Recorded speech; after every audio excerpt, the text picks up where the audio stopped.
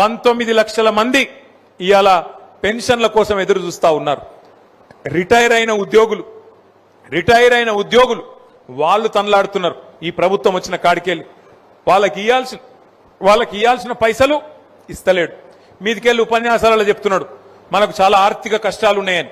మరి నేను అడుగుతున్నా ముఖ్యమంత్రి గారు, ఆర్థిక కష్టాలు ఉన్న మాట నిజమే అయితే మింగ మెతుకులేదు, మీసాలకు సంపెంగ నూనె పెట్టినట్టు వెనకటికి ఎవడో మింగేతందుకు మెతుకులేదట, కానీ మీసాలకు మాత్రం సంపెంగ నూనె కావన్నట.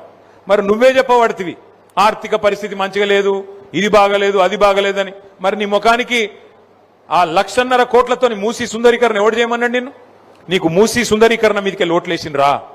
6 గ్యారంటీలని నువ్వు కళ్ళబొల్లి కబుర్లు చెప్తే 10,000 కాదు 15,000 ఇస్తాను రైతులకు చెప్తే, నెలకు 2,500 రూపాయలు మహిళలకు ఇస్తానని చెప్తే, ముసలోళ్లకు 4,000 రూపాయల పెన్షన్ ఇస్తానని చెప్తే, యువకులకు 2 లక్షల ఉద్యోగాలు మొదటి సంవత్సరంలో ఇస్తానని చెప్పి నీ రాహుల్ గాంధీ చెప్తే, ఒక్కొక్క చదువుకునే పిల్లగానికి విద్యా భరోసా కార్డు 5 లక్షల రూపాయలు క్రెడిట్ కార్డులు ఇస్తానని చెప్తే, చదువుకునే ఆడపిల్లలకు బ్రహ్మాండంగా స్కూటీలు ఇస్తానని చెప్తే, ఇవన్నీ ఈయన నమ్మి 10 ఏళ్ళు కేసీఆర్ను చూసినాం కదా, ఒక్కసారి వీళ్ళని చూద్దాం ఏంది అని చూసిండ్రు. ఇప్పుడు చూసిన పాపానికి ఏమైంది అంటే, అన్నా కేసీఆర్ అన్నా ఎక్కడున్నావు అని చెప్పి అలా ఇండ్లు గులగొడుతుంటే లొల్లి పెడుతున్నారు. అందుకే కేసీఆర్ గారు మొన్న చెప్పిండు, కత్తేమో వానికి ఇస్తిరి, యుద్ధమేమో నన్ను చేయమని పడితిరి, యాడికెళ్ళి చేయాలి నేను అని కేసీఆర్ గారు ఇవాళ చెప్తా ఉన్నారు.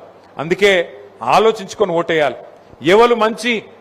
ఎవరు మనకు మంచి చేసే నాయకుడు, ఎవరు రాష్ట్రం తెచ్చిన నాయకుడు, ఎవరు రాష్ట్రం రాకుండా తెలంగాణ ఉద్యమకారుల మీద తుపాకీ పట్టుకొని పోయిన నాయకుడు, ఎవరు ఆనాడు తెలంగాణ కోసం సావు నోట్లో తలబెట్టి తెలంగాణ తెచ్చిన నాయకుడు, ఈ ఆలోచనలన్నీ మనకుంటే మనం కరెక్ట్ గా ఆలోచిస్తేనే మనకు న్యాయం జరుగుతుంది తప్ప లేకపోతే మాత్రం న్యాయం జరగదు.